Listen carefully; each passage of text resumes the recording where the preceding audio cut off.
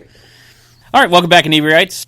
So we are here with someone we met at the Food and Wine Expo back in January, and we're here with Johanna Lyons of Sugar Plum Bakery in Kingston, Mass. And you served up some really tasty treats at the Food and Wine Expo. There were some, I believe, brownies and cupcakes and whatnot. Oh, yes.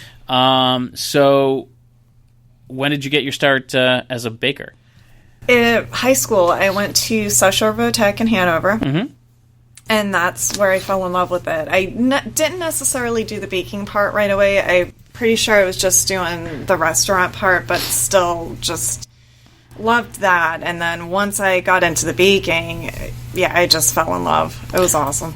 So what led you to South Shore Tech? Did you always kind of have an interest in cooking? Because I actually almost went there myself. It's funny. I didn't always have... I mean, I liked... I know kids don't have this nowadays, but when I did home ec, it was fun. It was cool. Definitely didn't think I could make a career out of it type of thing. My older brother actually ended up going to South Shore Tech. He went for electrical. So that's how I got introduced to that and was like, wait a second, culinary? What's this all about? Yeah. So, of course, I did that during exploratory, and, I fell in love with it. It was awesome. It was between that or graphic design. Both two different That is so funny, because my daughter is right now looking at Bristol, Plymouth. Oh, yeah. And her two areas she's thinking about is culinary, and it's not just graphic design now. It's like visual design and something. Other, yeah. So she's kind of like teetering on that herself, if she can get her grade up. So you went to high school. Out of high school, did you immediately jump into the... I did. I went to Newberry College. Again, Newberry College I kind of liked because I did like the idea of not specifically majoring in just pastry arts, but culinary arts in general, just in case, because you never know what the future may hold and stuff like that. So why not just get well-rounded in everything? But my passion for it just stayed. And then after college, I just continued working in the field. Actually, after college was when I officially started working in bakeries versus restaurants. Yeah. I just fell in love with it. And so how long after that point did you open your own? Oh, good question. I have not been asked this question in a while. How long after it? Well, I was 25 when we opened the bakery, and we're going in our 11th year of business, which is crazy to think of. Yeah. It's been that long, because it definitely... I feel like the owner of Sam Adams, when you love what you do, it doesn't feel like work. Right. Yeah. So the love is still there. You don't... Like... it's surreal to think it's been 11 years. It just doesn't seem like it's been that long. So when you opened the bakery, when was that moment where you're like, oh, there's other things I have to do other than just baking? Well, I opened it with my cousin, which was fantastic. So that was easy. I mean, that part was at least easy for me because she knew more of bookkeeping, accounting. So so that was kind of like a division of the work. Yeah, exactly. But it was also a great introduction too, with having her helping me, just seeing like, oh my gosh, there's all this other craziness involved. Not just the baking itself, but the whole, trying to advertise, getting customers in, and promoting yourself. Because you just don't open the door and people flood in. Exactly, right. Yeah. You have to get yourself out there and all that. And it's still a constant promoting. Which was like the Food and Wine Expo. Exactly, which is fantastic. And so it's funny because you said you've been, you've had the bakery 11 years? Yeah. Which puts it at what, 2007? 7 is when we opened. Something funky happened like 2007, 2008, because everyone we talk to, anytime we talk about how Plymouth has really taken on kind of like this new life, 2007, 2008 seems to be like the turning point for so many people.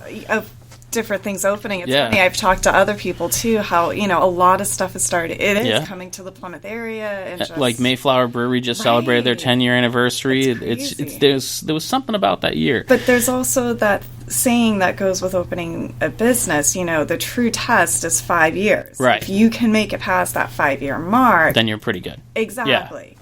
Granted, knock on wood, who's to say? You could have not. I know I told you not to the table, but like, that would have been okay because that would have made sense.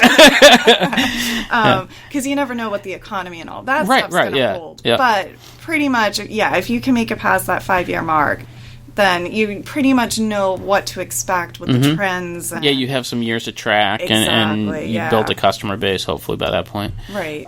So how was the Food and Wine Expo? This was your first year there? It was our first year there. It was amazing. Yeah. Of course, alcohol helps with everything. Of course. People get very loose with their money when they have a few drinks.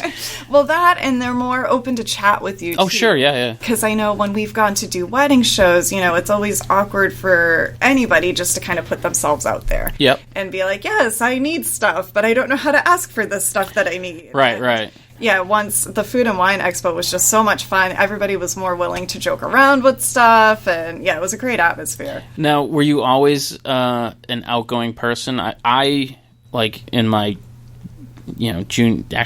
my whole childhood, I was very quiet, very reserved, and then I opened my own business, and it was one of those you were forced to talk to people and be the one to open the conversation. Exact same way with me. Yeah. In high school, I was that nerdy, I'm just going to keep to myself and my few friends that I have. Yeah. That's it. I don't need to mess with anybody else. But now that you have your own business that you have to promote and put yourself out there and sell, it really did force me to be way more outgoing than I normally would be. Yeah. But naturally, I would just talk to anybody beside me anyways, because that's just me. Like, hey, you start talking, all right, I'll chat with you. Yeah, see, I find myself now getting into strange conversations all the time because I just don't know when to shut up.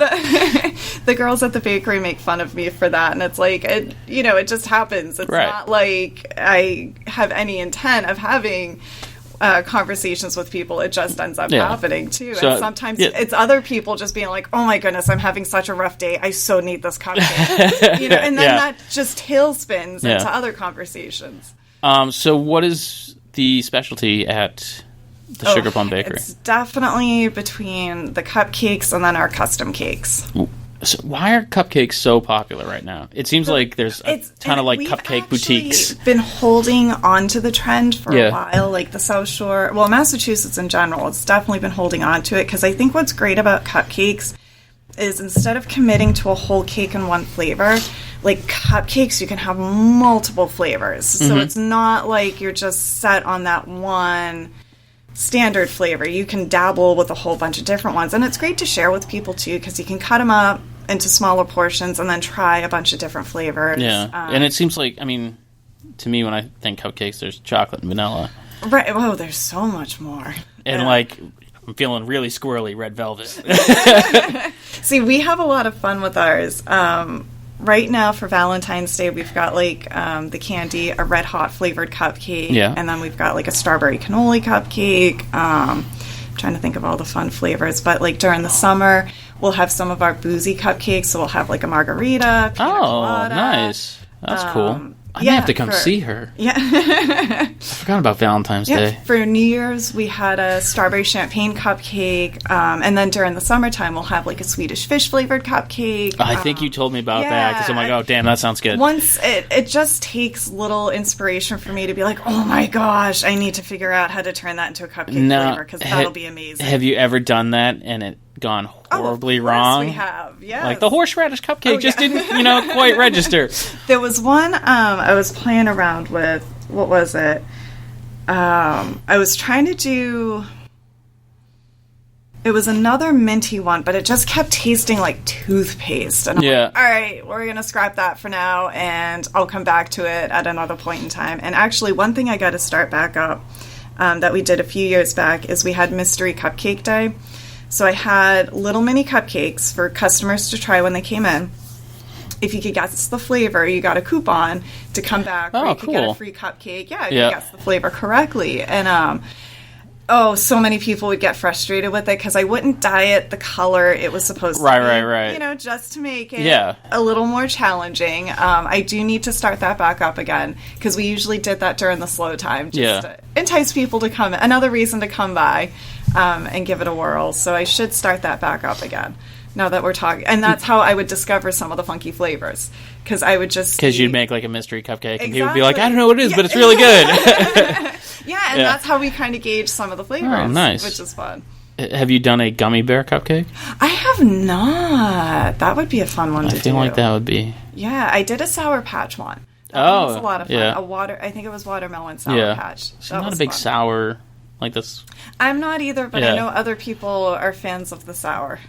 Freaks of nature. I say that because Fish likes it.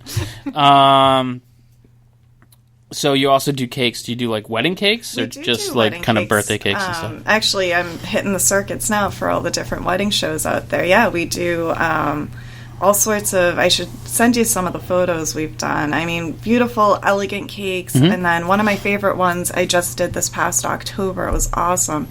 It was a skull with snakes and a dagger coming out of its head. This is a wedding cake? No, that was okay.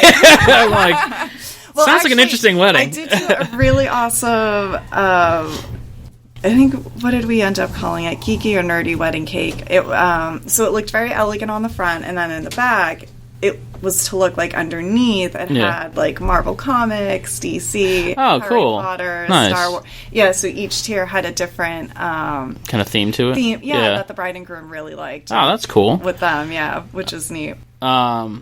So you said you did like a skull and dagger. Yeah. So you do like very kind of sculptural type cakes? I do sculptural type of cakes to everyday birthday cakes. So we're all over the spectrum with cakes, which keeps it fun and interesting. Yeah, I was actually talking to someone at work today, and they're always like, oh, what's on the schedule for tonight? Because they always think I'm crazy. And I'm like, oh, podcast recording. They're like, oh, who are you recording with? I'm like, oh, Sugar Plum Bakery in Kingston. And she's like, oh, I think I had cake from there for my boyfriend's grandmother's 75th birthday. And I'm like, I'll ask her if she remembers. Do you?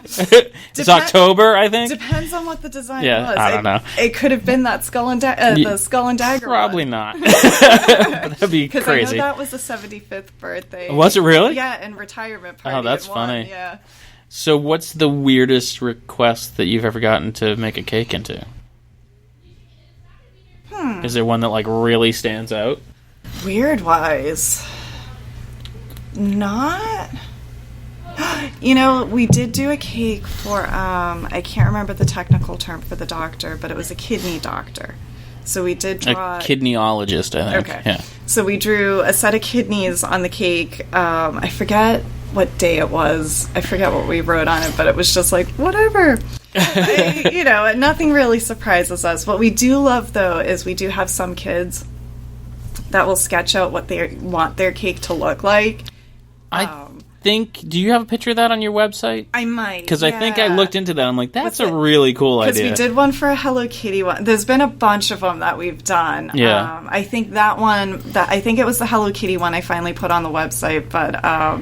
that's always awesome when the kids come in with the drawing. I know we did one for... Was it Lego? And I think it was the Lego Ninjago.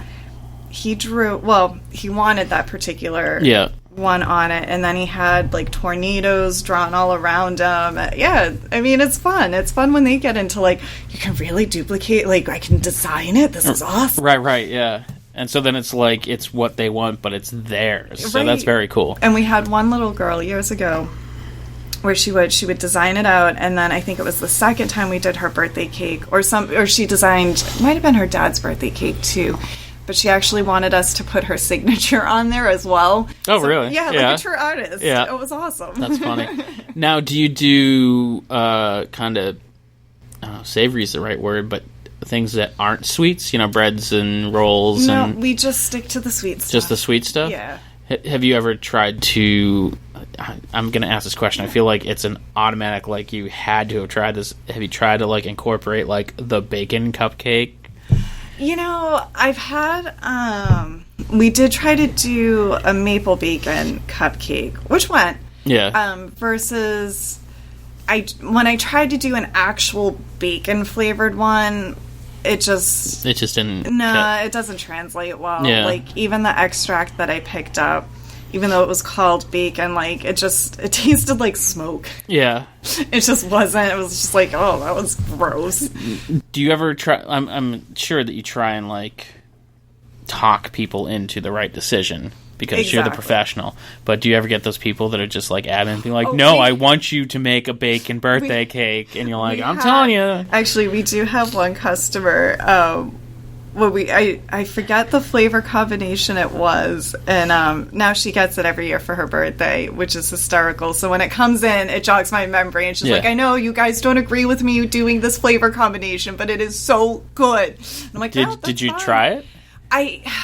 We had to have. Yeah. Because I know we had a pregnant woman call in an order. This one I feel like that doesn't count. No, it doesn't. But like I told her, I just can't guarantee how this is going to taste, but it was a chocolate cake with lemon filling, and our chocolate cake is very fudgy. Yeah. So and I told her, I'm like, if you, like, I know the flavor you're trying to go for. You're trying to go for like that lemon cream chocolate cover, type of flavor. I'm like, so what you would want to do is like a lemon cake with chocolate buttercream frosting. Like, that would be a much better compliment than our chocolate cake with the lemon filling, because it's a different type of chocolate. Like, it's very dark, and I don't think it's gonna... But she was adamant, and I'm like, okay, like I said, I'm not gonna guarantee that this is gonna taste good. So if you want it, I'll do what you tell me. Yeah. Of course, we didn't hear back from her, but we did try it and I'm like, I'm like, it's not a flavor combination for me, but if somebody else likes it, all the power to them. Right. Now, and do you get a lot of dietary type issues? Especially now. The one thing I have to be cautious with is more the nut allergy. Yeah. Because we have peanut butter in the bakery, so I have my girls tell everybody, it's processed in a kitchen that processes nuts. We do our best to make everything separately, keeping the peanut butter product separate from everybody else, but it is in the facility. Yeah. But it's crazy how popular egg allergies have gone up. Oh, egg allergies? Yeah. I never even heard of that. Egg allergies are really big. And you can make a cake without eggs? We can, yeah. We can actually do a vegan cake, too. Ugh. Which comes in handy for like the lactose intolerant, because I've done a couple of wedding cakes for people lactose intolerant. Oh, okay, yeah. With the dairy-free stuff and gluten. Same thing with gluten. Gluten's another big one. Gluten seems to be... Yeah. There cannot be that many people with celiac right now. It cannot be. But it is. It's kind of crazy how many people there are just have the... allergy to it. I've witnessed it because I have a couple of family members that can't have it, and it's crazy what it does to them when they do have it. So you can make that stuff, but do you have stuff kind of like on hand all the time? Is there like a gluten selection all the time? Order. Yeah. Any dietary stuff is all to order, like especially the gluten stuff, because the gluten-free flour is a lot more expensive than the regular flour. Yep. So, and we did try to have some gluten-free stuff on hand, but at the end of the day, it was more waste than what we were making off of it. So that's why we tell everybody we can do all that stuff to order. Just give us 3 days notice. Yeah, so you can get the stuff in. Exactly, yeah. And that way it's nice and fresh. So let me ask you, in your professional opinion, Monday I'm having gluten-free vegan brownies. How do I lie and say it's good? I feel like it's not gonna be. It actually, you'd be surprised. It's got like beans in it, and she's like, it's so chocolatey. I'm like, it can't be. It sounds horrible. Cocoa can overpower a lot of stuff. Like when I was developing like our gluten-free, dairy-free, and all that stuff, I was because I tried some of the stuff out there, and at the time it was awful. I don't know how people. Some of it's so bad. And I was determined, I'm like, no, it's at least going to taste good. Like, texture's definitely going to be off, and that's understandable. But yeah, I'm like, flavor needs to be there. So our stuff, actually, my gluten-free chocolate chip cookies, nobody would know they were gluten-free. Yeah. You could easily That's what everybody says. Oh, no, it's one of those, trust me. I've been able to, to play it off to a whole group of guys, and afterwards, like, oh, what'd you think? Oh, yeah, those were really good. Yeah, they were gluten-free. Yeah. I'm like, what? Yeah, they were gluten-free. You eat something healthy. So you said you started off in other bakeries. Yeah. So kind of paying your dues. Yes. Now, when I think of a baker, it's you get up at the crack of dawn, it's early work. Is it kind of a very specific type of person that is a baker, or no? You'd be surprised. Yeah. If, so the first bakery I worked in was Jamie's Bar and Grill in Marshfield when the restaurant was there. And yeah. The bakery. It's on 139. Yeah. Isn't there one in Whitman too? Is that the same Jamie's? Yes. Okay. Jamie's. Yeah. So started out there, and of course that wasn't anything crazy. You know, Brazilians in the kitchen, that's normal. Yeah. But it wasn't until I worked at Rosie's Bakery in Boston, and that was just a whole mixed bag of people. I was not expecting. I was like, wow, this is actually surprising. And having friends in the field too, you never know. You'd be shocked who bakes. Yeah. It seems like there's a huge industry now around, the cooking television shows and the competitive cooking shows. And I've caught a few episodes of some British baking challenge, competitive baking thing. I don't remember what it's called. But have you ever thought of trying to submit to? I actually was on one. Get out, really? Yeah, dead serious. Which one? 7 years ago. Yeah. Actually, I think it was 7 years ago. I was on TLC's The Cake Bosses, The Next Great Baker. The Cake Bosses, is that the Buddy, Duff? No. Buddy Velasquez. Okay. Who's Duff? Duff is Food Network. Okay, he's a cake guy, right? Yes. Okay, all right. Buddy is too. So I was actually on that. I made it to 3 episodes, so not bad. That's pretty good. Yes, I was happy to not be off on the first Yeah, you don't want to be that guy. That, someone starts watching halfway through the series and go, who's that person in the credits? How was that experience? So it wasn't even just one of those No, and this it wasn't like a one-shot competition. No, and it was cake challenge. Well, the bake. So you kind of had a mini challenge, and then the bigger challenge at the end was a cake. So it was It was very surreal because my cousin was the one that pushed me to do it. No, you applied. You're seeing this through. Just keep going. Keep going. And it was crazy just being there too, because there was one point during filming. I just started laughing as we were standing in the kitchen, and one of the other contestants just thinking I saw something. She's like, "What'd you see?" And I'm like, "No, this is just crazy. We're behind the scenes. What are we doing?" Think about it. Yeah. We're standing here beside the scenes. And she's like, "That's what you're laughing at right now?" And I'm like, "Yeah." Granted, they were just moving cameras and stuff like that around, but it was crazy to see how many people didn't like the cameras in their face, and I didn't think they were in my face all that much. I mean, they told us to ignore them. And right. We can't interact with them. We can't talk to them because there were so many different producers, and trying to keep track of who you could talk to, who you couldn't talk to with the show was insane.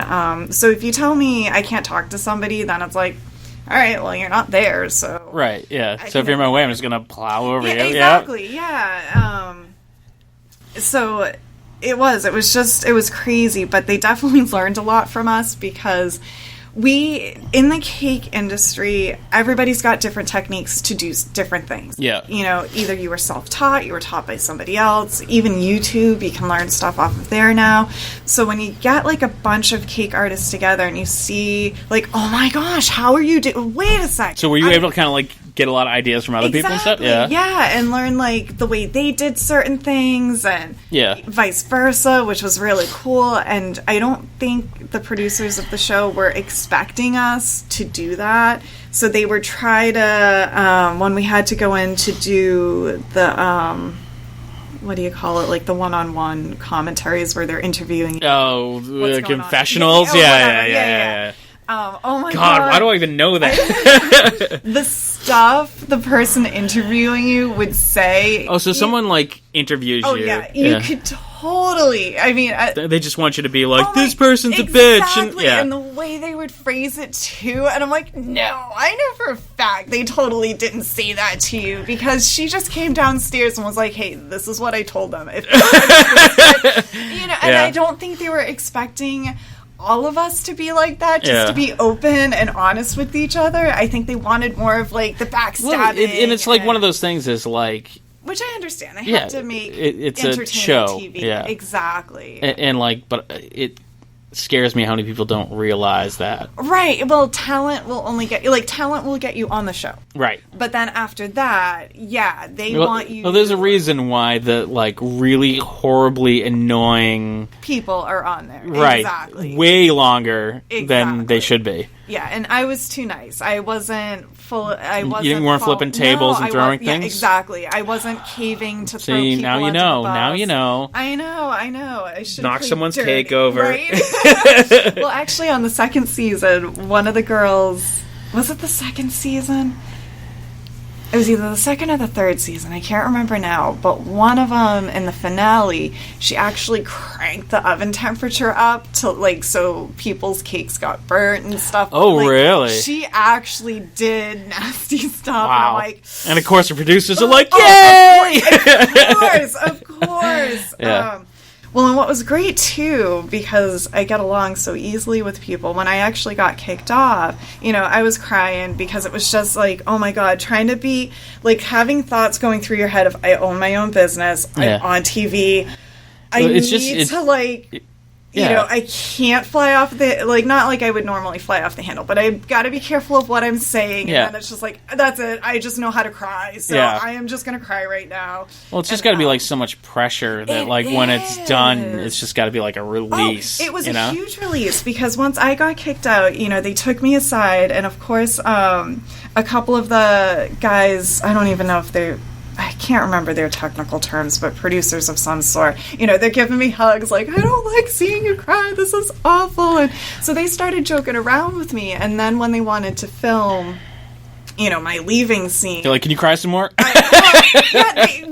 We were joking around upstairs. I'm like, oh, now you got to go downstairs. And I wasn't even thinking I was still being filmed too. So I started going down these stairs, and I'm just kind of playing, kind of skipping down them, and then I see the camera, and I'm like, ah, crap. I go outside to get on the box truck, and there's the director. You get back in there! You just got kicked off! I want sadness! You're sad to go home! And I'm like, not really. Yeah, I kind of can go back home and see everyone I like. Exactly. Stop getting yelled at. And even being on the back of the box truck and them in there interviewing you and, like, still trying to get those emotions. I'm like, my parents are, like, whatever. Yeah. They're happy I made it this far, and I know that. So knowing what the experience is like, would you do it again? Knowing what it was, I probably would. Yeah. But it's kind of weird. Did you have the bakery when you were on? I did, yeah. Did you see, like, an uptick in sales? Like, were people coming in being like, I saw you on TV? And then what was really cool is we would have the regulars that would come in. When did it air? I can't remember if it aired Monday night or Tuesday night, but I would have, like, some of our regulars come in that would watch the show and then come in and kind of chat about it. Yeah. All that stuff. And it's really cool now. I'm shocked when people still remember that I was on the show and stop me for it. I'm going to have to look for it on YouTube. What was it called again? The Next Great Baker. It's got to be on YouTube or something. Oh, it totally is. Research? Yeah. My audition tape is on YouTube. Oh, no kidding. Oh, wow. One of my friends actually had a community access channel. If you just search my name on YouTube, her show will come up. Yeah. I think it's Spirit Communications with Tiff. Oh, yeah, there's also... It's weird once you start, like, Googling yourself and things start popping up. Well, now it's kind of sad because, what was it? Something popped up on my Facebook feed, like, 7 years ago. I Googled myself, and I'm like, wow, this is really cool. In Google Images, I'm, like, the top 7 images. This is neat. So I went back on to do it just out of curiosity. Yeah. I'm like, oh, that's sad. I think I still... Are you on the first page? I am on the first page. Oh, that's a plus. And I'm in, like, the first 2 lives, so I'm like... Oh, I'll quickly hit fade. I get, like, I think a jazz musician and a soccer player. That's awesome. Like, I don't even know if I'm on the first page. But that's okay. Like, I'm okay with that. One of my friends, I got to Google her name because she's got a very unique name. It's Verissa, and originally, if you Googled her name, it was a big white bunny that would pop up. That's weird. Huh. I know, I haven't Googled her name in a while to see if that still happens, but yeah, it was really funny. Now, do you Google the Sugar Plum Bakery to see like what people are saying and reviews and whatnot? There are other Sugar Plum bakeries out there. Yeah. So I know you can add Kingston, Mass in the Google search. That is true. I should see what comes up. No, I do keep an eye on our Yelp reviews and stuff like that. Because, you know, you got to see what everybody thinks of you. Right. If anything needs to change and whatnot. Mm-hmm. And, yeah, there are just some reviews where it's just like... We, one of our other podcasts, Bar Talk, has a whole episode about Yelp reviews. Yeah. And to the point where some are like... You know, I hated the steak and cheese sub that I got there, blah, blah, blah. And they're like, we don't serve that. So I don't know where you were eating or... I think South Park, I don't know if you saw that episode where they pretty much addressed the Yelp. No. You didn't see that episode with the Yelpers? Well, first of all... What was it called? I think it was called... South Park has like a billion episodes. This is true. They're so good, You have to see the one... I think it was Yelpers, or whatever they called it, because Yelp actually tried to sue them over the episode as defamation and all that. But no, it totally sums up, because it was Cartman, Kyle's dad, and then a bunch of other random people where it's like, but the universe is waiting for my review on it. They will not go. It sums it up perfectly. The ones that always make me laugh, the ones that are like 4 paragraphs long, and they'll, you know, it's like, you didn't go to culinary school, you're a plumber. Like, we know it. One thing that makes me happy is when it's food.com. If you go on to food.com and search for the recipe for ice cubes, just read those reviews. It makes fun of anybody's review they've ever left for any food recipe. Oh, it's amazing. I'll have to check that out. I stuck it in the freezer, but it didn't say for how long, and it was still wet. I don't understand. It was still wet. And then there was another one where it was like, yeah, I followed the recipe exactly, but I put my own twist in putting lima beans and this and that like Grandma used to do, and it was amazing. Like, just the silly stuff that that's funny. People normally will... Anybody out there, if you're bored, just go to food.com, search for the ice cube recipe. It's amazing. Just read the reviews. The reviews alone are just so worth it. I'll definitely have to check that out. So, you went to culinary school. You went to culinary college. Yes. Started working in other bakeries. At what point, like, what was the thing that made you decide to strike out on your own? And have you always been from the South Shore? I have. Okay. So you kind of came back home. Pretty much. Yeah. Grew up in South Weymouth for a little bit. Then we moved to Hanson. Still in Hanson now. So I've always been... I went to Whitman-Hanson. Oh, yeah. It's cow country. Exactly. I think they're up to 4 traffic lights in the town now, aren't they? Yes, yeah. It's pretty highfalutin. It is pretty highfalutin. The one at the new Hanson Middle School throws me off every time still. I grew up in Whitman, and I don't get back there. It's not that far away, but I don't go there often. Right. And every once in a while I'll go there and I'll blow through some stop sign, and I'll just be like, that wasn't there 25 years ago, I guess. There is one stop sign. I have to be careful not to blow through. It's the one on South Street in 27. Yep. It used to be a 2-way stop. Now it's a 4-way stop. Give me a landmark. Regal. Regal, like, in Whitman. Commuter rail, yes, sorry. There's a 4-way stop there now? Yeah, it's a 4-way stop. That's good to know. Body Magic? Yeah. Yeah. Yep. Paul and Bob's. Yeah, that's now a 4-way stop. Every time I go through, like, I have to remember, okay, I have to stop. Yeah, it's the one I blow through is on 18. It's near a breakfast place, and it used to be a pizza place, and it used to be a 2-way stop, but now it's a 4-way stop, kind of headed towards Abington. Kind of at the end of the stretch of, like, where all the businesses are. I don't know the name of the businesses anymore. It used to be Olympic Pizza, like, way back in the day. Ted's Place. Yes. Yeah. Yep, that's the other one. I go through it all the time. That's now a 4-way stop. It is. It's that. And last time, hold on. This is a stop. Last time it was with my kids, and it was like, vroom, and I'm like, oh shit, and they're like, what? I'm like, that's a stop sign. Where did that come from? Yeah, it's, and people, they just need to abolish four-way stops in general anyways. Nobody knows how or to use just them. like, I don't Traffic that's lights. very true. No one knows how to use them. No one knows how it goes. But it's tough kind of going home and dealing with the growth of the town. Yeah, it is crazy. Even one of my friends who went to VOTAC, she lives in North Carolina, and when she comes home, she's just like, when did this all happen? And I'm like, I know, you haven't been here for years. You're driving down, there's a condo complex on the side of the road, and you're like, I was just down here, wasn't I? Like, when did that happen? Well, and she's from Rockland, too. Yeah. And Rockland's all changed from, I think the last time she was up here was 5 years ago, and she was still just... I never get over there. And I used to, like, my first job was at the Stop and Shop in Rockland, which doesn't exist anymore. Like kind of like over where the Stop Shop is now in Abbott. This is super interesting for our listeners. It's like there's a Target and it's just like all sorts of stuff. You're like, when did this happen? Yeah. Wendy's. It's so nice having someone on the podcast that's my age. It is. I'm starting to get at the point now when I talk to a couple of the girls at the bakery, because my fiance just said to me, he's like, what would you do if I bicked my head? Because we're going to be getting married in November. He's like, what would you do if I just bicked my head? And one of the girls had to stop, and she's like, so I think I know what you meant by that. And I'm like, no. Really? Didn't know what that meant? So I'm like...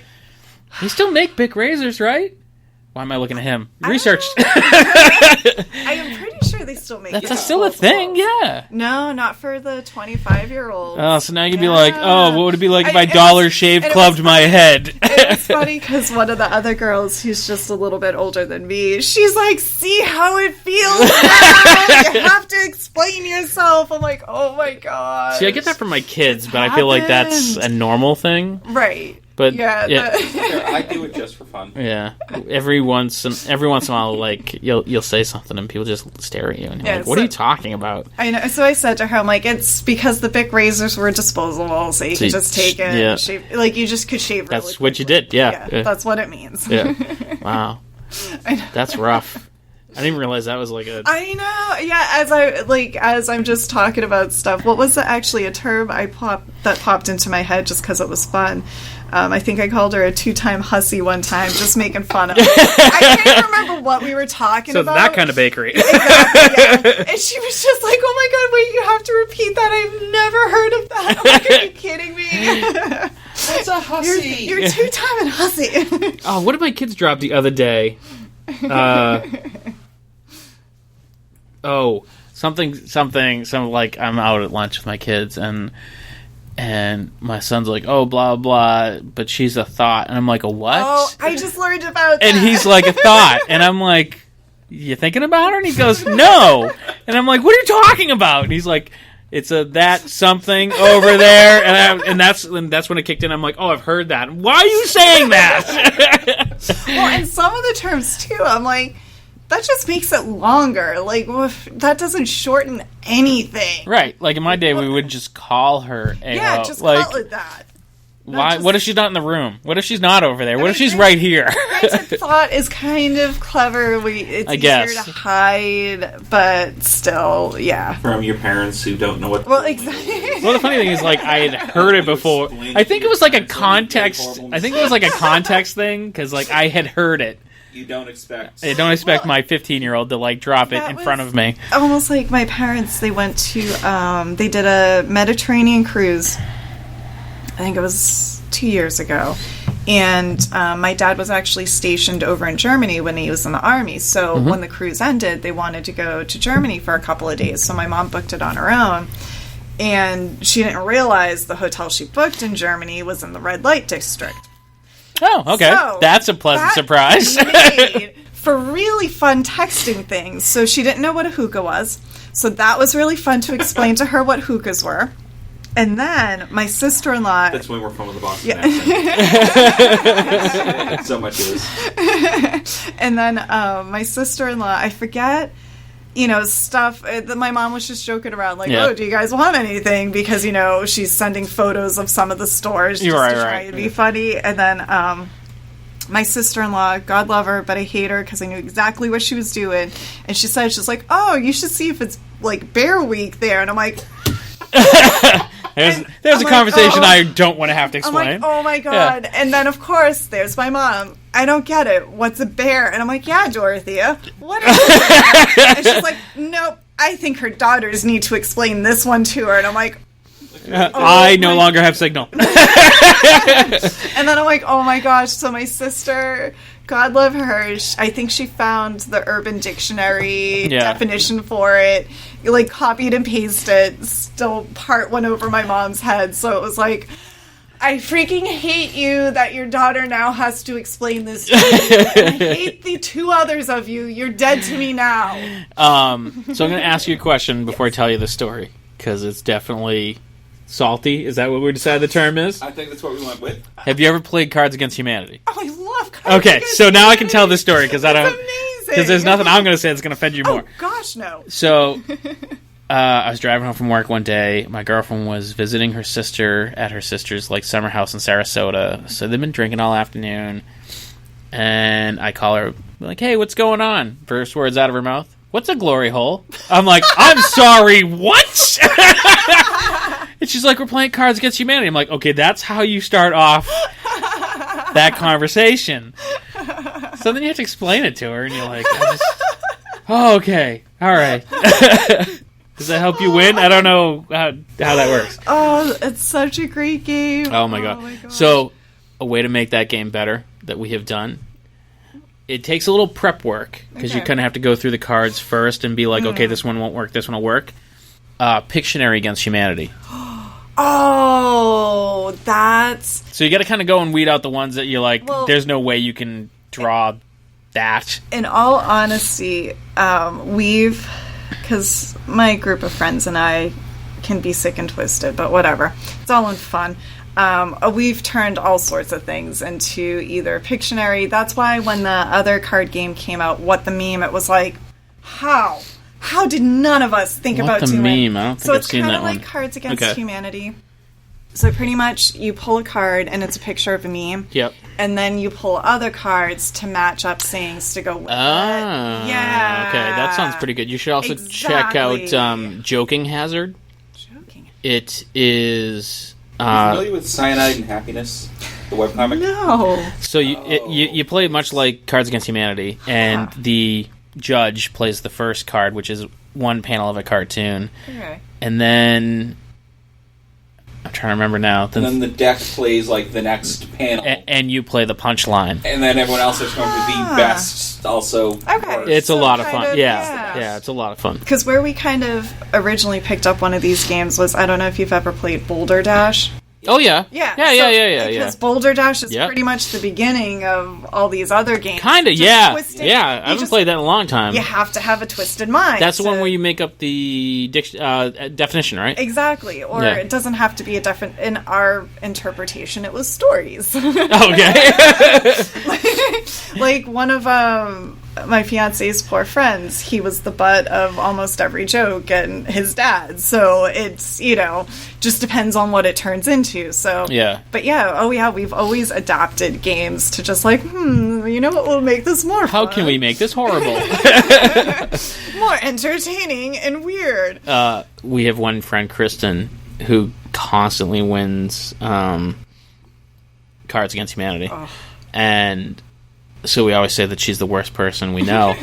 And when we were playing Pictionary Against Humanity, we were drafting teams. And she was on her way. I'm like, I picked Kristen. They're like, she's not here. I'm like, don't care. She'll be here eventually. I'm waiting for it. And I won. Well, it's funny because with Cards Against Humanity, it's usually between me and my friend Verissa because we know the crowd. Yeah. We know what's going to make them laugh and that. And to me, it's always, I need the worst card possible. And, it's just like, and then you always get those, I'm just going to play this card because I need cards out of my hand. Well, yeah, and those rounds happen where it's like, this sucks, because you can tell everybody's just trying to get rid of these ones. Right.